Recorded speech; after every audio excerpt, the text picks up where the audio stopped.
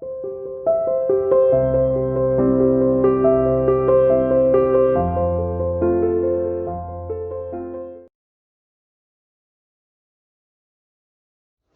बच्चों, how are you? Myself Sumit Takkar and welcome to the online classes by CR international school. हमारा जो पिछला video था, उस वीडियो के अंदर हमने इलेक्ट्रिक फ्लक्स के बारे में पढ़ा था। इलेक्ट्रिक फ्लक्स क्या होता है मैंने आपको बताया था। इलेक्ट्रिक फ्लक्स होता है किसी भी एरिया से कितनी इलेक्ट्रिक फील्ड लाइन पास हो रही है, वो इलेक्ट्रिक फ्लक्स होता है। इलेक्ट्रिक फ्लक्स एक स्केलर क्वांटिटी होता है और इलेक्ट्रिक फ्लक्स कैलकुलेट करता है किसी भी एरिया से किसी लिक्विड का या फिर इलेक्ट्रिक फील्ड लाइंस का या फिर किसी भी चीज का किसी एरिया से कितना फ्लो आउट हो रहा है, उसको हम इलेक्ट्रिक फ्लक्स बोलते हैं। ठीक है, तो उसके बाद हमने एक एरिया वेक्टर पढ़ा था। एरिया वेक्टर क्या होता था? कोई भी आर्बिट्रेरी एरिया, उस एरिया के परपेंडिकुलर एक वेक्टर, जिस वेक्टर का मैग्नीट्यूड किसके इक्वल हो, उस एरिया के इक्वल हो, उसको हम क्या बोलते थे? उसको हम बोल देते थे बेटा क्या? उसको हम बोलते थे एरिया वेक्टर। ठीक है, नाउ अब हम नेक्स्ट आर्टिकल की तरफ चलेंगे। नेक्स्ट आर्टिकल मैंने आपको बताया था कि हम बात करेंगे इलेक्ट्रिक फ्लक्स के मैथमेटिकल फॉर्म की बात करेंगे कि मैथमेटिक्स में इलेक्ट्रिक फ्लक्स कैसे रिजोल्व करते हैं। ठीक है, तो ये बड़ा इंपॉर्टेंट है। इसी मैथमेटिक फ्लक्स की मेथड से या डेफिनेशन से आपको इलेक्ट्रिक फ्लक्स समझ में आएगा और फ्लक्स समझ में आएगा, उसके स्पेशल केस समझ में आएंगे। देन आफ्टर आप समझने के कैपेबल हो जाओगे गॉस थ्योरम, जो कि बहुत इंपॉर्टेंट है 12th के लिए एग्जाम पॉइंट ऑफ व्यू से। बड़े इजी क्वेश्चन बनते हैं गॉस थ्योरम से बेटा। तो देखो इलेक्ट्रिक फ्लक्स होता क्या है। मान लेता हूं बेटा कि ये कोई मैंने एक आर्बिट्रेरी सरफेस एरिया ले लिया। ठीक है, इस एरिया का जो एरिया वेक्टर है वो एरिया के परपेंडिकुलर होता है, वो हमने ले लिया एस। एस क्या चीज है हमारे पास? एस है हमारे पास एरिया वेक्टर। ठीक है, और इस एरिया वेक्टर में से मैंने इलेक्ट्रिक फील्ड लाइन पास की है और ये मैंने इसमें से कर दी पास बेटा इलेक्ट्रिक फील्ड लाइंस। और ये हमारे पास किसकी डायरेक्शन हो गई? इलेक्ट्रिक फील्ड की डायरेक्शन हो गई। ये एस क्या चीज है? एरिया वेक्टर है। ई क्या चीज है हमारे पास? इलेक्ट्रिक फील्ड इंटेंसिटी बोल सकते हैं या फिर इलेक्ट्रिक फील्ड लाइंस बोल सकते हैं। ठीक है, अब हमें कैलकुलेट करना है फ्लक्स। क्या कैलकुलेट करना है बेटा? फ्लक्स। तो फ्लक्स क्या होता है? फ्लक्स बेसिकली फाई से जिसको डिनोट करते हैं हम, फ्लक्स जो होता है ना बेटा, वो इलेक्ट्रिक फील्ड लाइन ई और एरिया वेक्टर एस, इन दोनों का डॉट प्रोडक्ट होता है। क्या चीज होता है बेटा? Electric flux. मैथमेटिकली बता रहा हूं आपको, इलेक्ट्रिक फ्लक्स जो होता है वो दो क्वांटिटी का डॉट प्रोडक्ट होता है। कौन कौन सी क्वांटिटी? एक तो हमारे पास क्या, इलेक्ट्रिक फील्ड का या इलेक्ट्रिक फील्ड इंटेंसिटी इसको बोल सकते हो। दूसरा हमारे पास क्या होता है बेटा? Area vector. एरिया वेक्टर और इलेक्ट्रिक फील्ड इंटेंसिटी का डॉट प्रोडक्ट जो होता है उसी को हम क्या बोलते हैं? Electric flux. तो डेफिनेशन में क्या बोलेंगे? Electric flux is equals to the dot product of electric field lines and the area vector, या फिर electric field intensity and the area vector. देखो इसको हम सिंपली आगे ऐसे भी लिख सकते हैं। हमको पता है फ्लक्स फाई, डॉट प्रोडक्ट किसी दो वेक्टर का कैसे लिखते हैं? ए का मैग्नीट्यूड, बी का मैग्नीट्यूड और cos of theta. Hope so 11th class में पढ़ा होगा। फर्स्ट ऑफ ऑल किसका मैग्नीट्यूड आएगा बेटा? ई का मैग्नीट्यूड। फिर किसका मैग्नीट्यूड आएगा? एस का मैग्नीट्यूड। फिर किसका मैग्नीट्यूड आएगा बेटा? फिर आएगा हमारे पास कॉस ऑफ थीटा। और थीटा क्या चीज है? एंगल है। थीटा है एंगल किस किस के बीच में? ई इलेक्ट्रिक फील्ड लाइंस के बीच में और एस किसके बीच में? एरिया के बीच में। तो ये जो एंगल है हमारे पास, इसको हम क्या बोल देंगे? थीटा। क्लियर है? तो फ्लक्स का फॉर्मूला क्या होगा? Phi is equals to E S cos of theta. Clear है? ई हमारे पास इलेक्ट्रिक फील्ड इंटेंसिटी, एस हमारे पास area, cos of theta. Theta is the angle किस किस के बीच में? ई के बीच में और एस के बीच में। ठीक है, अब हम इसके बाद आगे बढ़ेंगे। इसकी यूनिट क्या होती है, इसका डायमेंशन फॉर्मूला कैसे कैलकुलेट कर सकते हो आप, सब डिस्कस करने वाले हैं। ठीक है, तो सबसे पहले हम बात करेंगे इलेक्ट्रिक फ्लक्स की यूनिट के बारे में। क्या बात करेंगे बेटा? यूनिट। तो हम फ्लक्स का फार्मूला पता लग गया। फ्लक्स होता है फाई। फाई का फॉर्मूला क्या होता है? E dot d S. E जो है वो हमारा इलेक्ट्रिक फील्ड इंटेंसिटी है और डीएक्स क्या है हमारे पास, या फिर एस क्या है हमारे पास? एरिया। तो दोनों की यूनिट हमको पता है। इलेक्ट्रिक फील्ड इंटेंसिटी की यूनिट क्या होती है? उसकी यूनिट होती है न्यूटन पर कूलम। और एरिया की यूनिट क्या होती है? मीटर का स्क्वायर। तो हमारे पास इलेक्ट्रिक फ्लक्स की यूनिट क्या आ गई? न्यूटन पर कूलम मीटर स्क्वायर या फिर न्यूटन मीटर स्क्वायर पर कूलम हम डिफाइन कर सकते हैं। ठीक है, देखो फ्लक्स की यूनिट हमें समझ में आ गई। और आपको पता है किसी भी दो वेक्टर का डॉट प्रोडक्ट, हमेशा याद रखना बेटा, dot product of two vector, इस डॉट प्रोडक्ट को हम स्केलर प्रोडक्ट भी बोल देते हैं। क्या बोल देते हैं बेटा? Scalar product. और स्केलर प्रोडक्ट इसलिए बोलते हैं क्योंकि जब भी किसी दो वेक्टर के हम डॉट प्रोडक्ट निकालते हैं तो जो तीसरी क्वांटिटी आती है वो स्केलर क्वांटिटी होती है। इसका मतलब जो हमारा फ्लक्स है वो कैसी क्वांटिटी होगा? फ्लक्स हमारे पास कैसी क्वांटिटी होगा बेटा? Scalar quantity. क्लियर है? तो फ्लक्स की हमारे को यूनिट समझ में आ गई। ठीक है, ये फ्लक्स की यूनिट होगी न्यूटन पर कूलम मीटर स्क्वायर। ठीक है, फ्लक्स की जो यूनिट समझ में आ गई। फ्लक्स कैसी क्वांटिटी है? फ्लक्स हमारे पास स्केलर क्वांटिटी। क्या होता है फॉर्मूला फ्लक्स का बेटा? Electric flux is the dot product of area vector and electric field intensity. Area vector and electric field intensity. देखो अभी आप कुछ अलग अलग बुक्स के अंदर इस टाइप से फॉर्मूला भी डिस्कस कर सकते हो, मतलब ऐसा भी लिखा होगा तो आप कंफ्यूज मत होना कि किसका फॉर्मूला है। Flux phi is equals to E dot ds, ये भी हो सकता है फॉर्मूला। इसमें ई तो हमारे पास वही इलेक्ट्रिक फील्ड है और डीएस हमारे पास स्मॉल एरिया है। मतलब सपोज करो आपके पास एक बहुत सारा बड़ा एरिया है, आपने कोई छोटा सा एरिया ले लिया, उसका एरिया वेक्टर ड्रॉ कर दिया डीएस, है ना, और यहाँ इलेक्ट्रिक फील्ड लाइन सपोज करो यहाँ पर है, तो आप इस छोटे से एरिया में से फ्लक्स निकाल रहे हो तो उसको क्या बोलेंगे हम? फाई नहीं बोलेंगे, इसको बोलेंगे d phi. D phi is equals to E dot ds. D phi क्या है? Small flux through the small area. Ds क्या है? Small area. किसी भी स्मॉल सरफेस में से या स्मॉल एरिया में से आपको फ्लक्स निकालना है तो क्या यूज कर लोगे आप? ई डॉट डीएस। ठीक है, और कंप्लीट फ्लक्स यूज करना है तो फाई की वैल्यू क्या होगी बेटा? ई डॉट एस, है ना। कुछ बुक के अंदर एरिया वेक्टर को ए से डिनोट किया हुआ है तो आप कंफ्यूज मत होना, आप ए से भी डिनोट कर सकते हो। ठीक है, ये तो अगर हमारे पास कोई आर्बिट्रेरी सरफेस एरिया है, सपोज करो आपके पास एक सरफेस एरिया, मान लेता हूं मैं इस शेप का कोई एरिया है ऐसा। ठीक है, अब ये कोई शेप ऐसी है, इस शेप में से मुझे फ्लक्स निकालना है। अब इसका पूरे का कंप्लीट एरिया मुझे नहीं पता, क्योंकि इसका एरिया कैलकुलेट करना थोड़ा सा क्या है, मुश्किल है। मुझे इसका एरिया नहीं पता, तो अब कैसे इससे फ्लक्स निकालेंगे, है ना। कोई नॉन सरफेस हो उसमें से फ्लक्स निकालना हो तो ई डॉट एस लगा के हम फ्लक्स निकाल सकते हैं। बट अगर सरफेस का जो एरिया ही है वो अननोन हो तब हम फ्लक्स कैसे निकालेंगे? तब हम क्या करेंगे बेटा, एक छोटा सा मेथड जो हम 11th में अप्लाई करते थे, छोटा सा एक एरिया ले लेंगे, उस छोटे से एरिया में से फ्लक्स निकाल लेंगे। ठीक है, उसके बाद पूरे को क्या कर देंगे, इंटीग्रेट। तो छोटा सा एक एरिया लेते हैं, छोटा सा मैंने एक एरिया ले लिया ये, जिसको हमने क्या बोल दिया, डीएस, और यहाँ इलेक्ट्रिक फील्ड लाइन यू है ई, और डीएस हमारे पास मान लो यू है डीएस, एंगल के बीच में कितना है, थीटा। तो हम छोटा सा फ्लक्स निकालेंगे, छोटा फ्लक्स मतलब स्मॉल फ्लक्स, स्मॉल फ्लक्स मतलब डी फाई। डी फाई की वैल्यू कितनी होगी बताओ?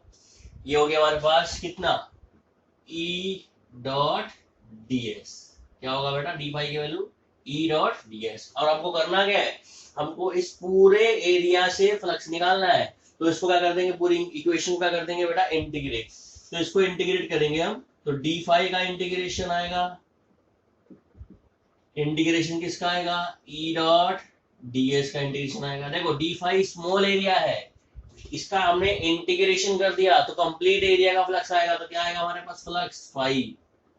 फाई की वैल्यू कितनी आ जाएगी, phi is equals to integration E dot ds. ठीक है, तो ये भी फ्लक्स का फॉर्मूला। देखो एक फ्लक्स का फॉर्मूला ये है, स्मॉल एरिया में से फ्लक्स निकालना हो तो ये लगा दो। ठीक है, गिवन एरिया में से फ्लक्स निकालना हो, जिसकी एरिया की वैल्यू आपको पता हो उससे फ्लक्स निकालना तो ये निकल जाएगा। और अगर आपके पास एक सरफेस है आर्बिट्रेरी है, जिसका एरिया आपको नहीं पता है, आप कैलकुलेट नहीं कर सकते, तो उसका फ्लक्स हम निकालेंगे इससे, इससे। ठीक है, अब phi is equals to E dot ds लिखा हुआ है, इसको इंटीग्रेशन में लिख दिया हमने यहाँ पर। इसको पढ़ने के लिए एक मैथमेटिकल टर्म है जो आपको बहुत यूज होगी बेटा, कई जगह पर आपकी ये टर्म यूज होगी, उसको हम पढ़ने के लिए सिंपल आपको मैथड बताते हैं। देखो कैसे स्टार्ट करना है, इसको मैथमेटिकली कैसे पढ़ेंगे। देखो यहाँ पर क्या है, सरफेस, ठीक है, यहाँ पर क्या है, इंटीग्रल, और यहाँ पे क्या है, इलेक्ट्रिक फील्ड इंटेंसिटी। ठीक है, surface integral of electric field intensity, क्या पढ़ेंगे बेटा इसको? इसको पढ़ेंगे हम क्या, द सरफेस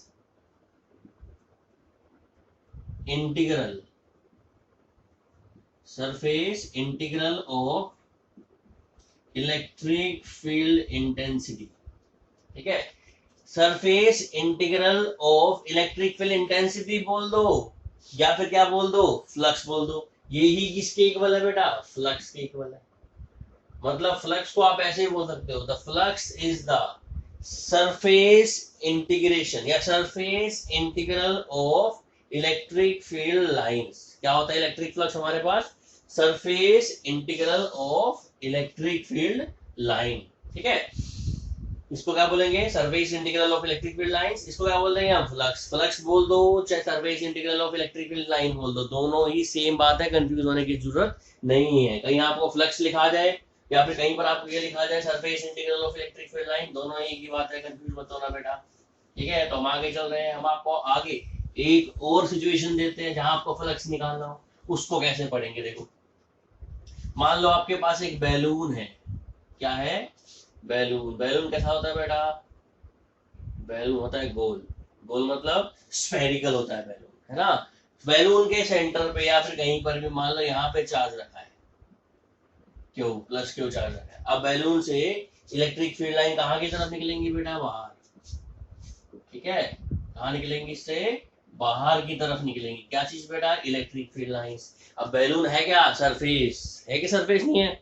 बैलून के सरफेस से टोटल इलेक्ट्रिक फील्ड लाइन कितनी बाहर निकल रही है, वो क्या होगा, फ्लक्स। तो आपको ये सरफेस मिला है और इस सरफेस का नाम क्या है स्फेरिकल है सर, पर ये सरफेस है बेटा क्लोज्ड। कैसा सरफेस है ये, क्लोज्ड। तो किसी भी क्लोज सरफेस से अगर आपको फ्लक्स निकालना हो तो भी क्या करेंगे हम, देखो सिंपल, एक छोटा सा एरिया ले लिया हमने यहाँ पर, उसका एरिया वेक्टर बना लेंगे, फिर इलेक्ट्रिक फील्ड लाइन ले लेंगे, दोनों के बीच में एंगल निकाल लेंगे ना। तो फ्लक्स का फॉर्मूला क्या होता है हमको पता है, फ्लक्स को हम बोलते हैं phi is equals to integration E dot ds, ये लगाएंगे। पर यहाँ पर जो हमारा सरफेस है वो क्लोज्ड है। क्लोज्ड है मतलब चारों तरफ से वो बंद है, तो यहाँ इंटीग्रेशन के आगे क्या लगा देंगे, सर्कल।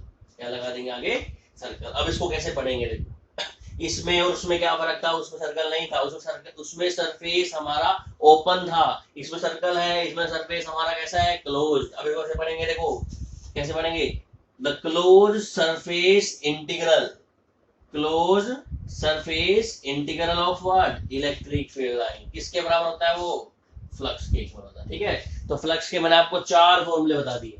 कैसे कैसे बेटा, फाई बराबर क्या होगा, E dot s, d phi क्या होगा, E dot d s, phi क्या होगा, integration E dot d s, और फाई एक और क्या होगा, integration E dot d s close surface. देखो ये फ्लक्स का फॉर्मूला तब लगेगा जब हमारा जो सरफेस है वो नोन होगा, सरफेस एरिया नोन होगा। ये फ्लक्स का फॉर्मूला कब लगेगा, जब सरफेस एरिया हमारा बहुत स्मॉल होगा। ये कब लगेगा, जब सरफेस एरिया लार्ज होगा और हम सरफेस एरिया की वैल्यू को नहीं जानते होंगे, इंटीग्रेशन की हेल्प से निकलेगा। और ये फॉर्मूला कब लगेगा, जब सरफेस एरिया लार्ज हो और उस एरिया की वैल्यू हमको ना पता हो और वो सरफेस के साथ हो क्लोज। तो इसको कैसे पढ़ेंगे, क्लोज सरफेस इंटीग्रल। इसको कैसे पढ़ेंगे बेटा, सरफेस इंटीग्रल। दोनों में इतना ही डिफरेंस है। ठीक है, तो आज आपको समझ में आया इलेक्ट्रिक फ्लक्स के बारे में। इलेक्ट्रिक फ्लक्स के आप स्पेशल केस पढ़ते हैं, 3 स्पेशल केस है इलेक्ट्रिक फ्लक्स के बेटा। 3 स्पेशल केस है, एक में फ्लक्स पॉजिटिव होगा, एक में फ्लक्स नेगेटिव और एक में फ्लक्स जीरो। कैसे होगा, देखो फाई जो है फ्लक्स, इसका फॉर्मूला क्या है, इसका फॉर्मूला है ई डॉट एस, ई डॉट एस। ये इसको ऐसे लिख सकते हैं, फाई बराबर ई का मैग्नीट्यूड, एस का मैग्नीट्यूड और कॉस ऑफ थीटा। यस और नो, ये हमारे पास फ्लक्स का फॉर्मूला है, हमने पढ़ लिया। ठीक है, इसके स्पेशल केस पढ़ते हैं। मान लेते हैं सबसे पहला number case, case number first, अगर आपके पास थीटा की वैल्यू 0 डिग्री है। कितना डिग्री है, थीटा की वैल्यू 0, मतलब जिस डायरेक्शन में इलेक्ट्रिक फील्ड लाइन है उसी में एरिया वेक्टर है। देखो ध्यान से, ये हमारा एरिया है और ये हमारे पास इलेक्ट्रिक फील्ड लाइंस है, इलेक्ट्रिक फील्ड लाइंस है ना, और एरिया वेक्टर। एरिया वेक्टर कहाँ होगा, देखो एरिया वेक्टर भी यही आएगा, इसके पैरेलली आएगा। ये हमारा एरिया वेक्टर हो गया एस, और ये हमारा इलेक्ट्रिक फील्ड लाइन हो गया ई एस, और ये हो गया हमारे पास ई। थीटा की वैल्यू इनके बीच में कितनी होगी? 0। मतलब कि जो इलेक्ट्रिक फील्ड लाइंस हैं वो एरिया वेक्टर के पैरेलल जा रही हैं, तो फ्लक्स की वैल्यू क्या आएगी? फाई बराबर क्या आएगा बेटा? बेटा ई का मैग्नीट्यूड, एस का मैग्नीट्यूड, और कोस ऑफ 0। कोस 0 की वैल्यू कितनी होती है? 1। तो फ्लक्स की वैल्यू कितनी आएगी? फाई बराबर ई एस। कैसा आया फ्लक्स? मैक्सिमम आया। कैसा फ्लक्स आया बेटा? फ्लक्स आया मैक्सिमम। इस सिचुएशन में अगर हम किसी एरिया को इलेक्ट्रिक फील्ड लाइन के परपेंडिकुलर रखते हैं तो उस एरिया से फ्लक्स मैक्सिमम निकलता है, मतलब इलेक्ट्रिक फील्ड लाइंस मैक्सिमम इस एरिया से बाहर निकलेंगी। ठीक है, इस फ्लक्स में, इसमें क्या बोलते हैं? फ्लक्स हमारा मैक्सिमम आया। और कैसा आया फ्लक्स हमारा? बेटा पॉजिटिव आया। कैसा फ्लक्स आया है? पॉजिटिव। ठीक है। Case number second, case number second में क्या होगा? एंगल थीटा वो होगा 180 डिग्री, या फिर बोल सकते हो आप 180 डिग्री ले लो। चलो 180 डिग्री में क्या होगा? ये हमारे पास एक एरिया है, ठीक है, और ये इसका एरिया वेक्टर है एस, और इलेक्ट्रिक फील्ड लाइन इस एरिया वेक्टर के अंदर एंटर कर रही है, बाहर से आ रही है, और इस एरिया के कहा एंटर कर रही है? अंदर। एंगल कितना डिग्री हो जाएगा? ई के बीच में और इसके बीच में ये इलेक्ट्रिक फील्ड लाइन है। एंगल कितना हो गया? 180 डिग्री। फ्लक्स का फॉर्मूला क्या होता है? फ्लक्स बराबर E S cos of what? 180। कोस 180 की वैल्यू होती है -1, तो ये रहेगा माइनस का ई एस। यहां फ्लक्स आ गया कितना? नेगेटिव। कितना फ्लक्स आ गया? Negative flux. मतलब किसी सरफेस से अगर इलेक्ट्रिक फील्ड लाइन बाहर जा रही है तो फ्लक्स पॉजिटिव, और उस सरफेस के अगर इलेक्ट्रिक फील्ड लाइन अंदर आ रही है तो फ्लक्स की वैल्यू क्या होगी? नेगेटिव होगी। केस नंबर कितना बेटा? थर्ड। केस नंबर थर्ड में देखो, थीटा की वैल्यू हम कितने डिग्री ले लेंगे? 90 डिग्री। कितनी डिग्री ले लेंगे? 90 डिग्री। कैसे 90 डिग्री लेंगे? ये मान लो हमारे पास एरिया है, ठीक है, ये हमारा एरिया वेक्टर है, और ये एस, सॉरी, और electric field lines area vector के परपेंडिकुलर जा रही हैं ऐसे, तो इस एरिया में से कोई इलेक्ट्रिक फील्ड लाइन पास नहीं हो रही। एंगल कितना डिग्री हो गया? 90। फ्लक्स का फॉर्मूला क्या होता है? लगाओ फॉर्मूला बेटा। फ्लक्स का फॉर्मूला लगाओ, फाई बराबर E dot S cos of 90 degree. Cos 90 की वैल्यू कितनी होती है? 0। तो फ्लक्स यहाँ पर कितना आ जाएगा? 0। थीटा 0। इस वाले केस में कोई इलेक्ट्रिक फील्ड है, देखो मान लो ये सरफेस ऐसे है, ठीक है, और आप electric field line you pass कर रहे हो, तो इस एरिया में से पास नहीं हो रही, इसमें से कितनी इलेक्ट्रिक फील्ड लाइन पास हो रही है? 0। तो हमारा फ्लक्स कितना हो जाएगा? 0। ठीक है, ये फ्लक्स 0, ये 180 पर, और ये 3, इनकी तीनों केसेस को दोबारा एक बार देख लेना। कुछ डाउट हो तो पोस्ट का क्वेश्चन, कोई प्रॉब्लम हो तो आप पूछ सकते हो, उसमें डाल सकते हो। ठीक है, थैंक यू। आज के लिए इतना ही काफी था। नेक्स्ट जो हमारा आर्टिकल होगा नेक्स्ट वीडियो के अंदर हम लोग गॉस थ्योरम के बारे में पढ़ेंगे और गॉस थ्योरम का डेरिवेशन पढ़ेंगे। धन्यवाद।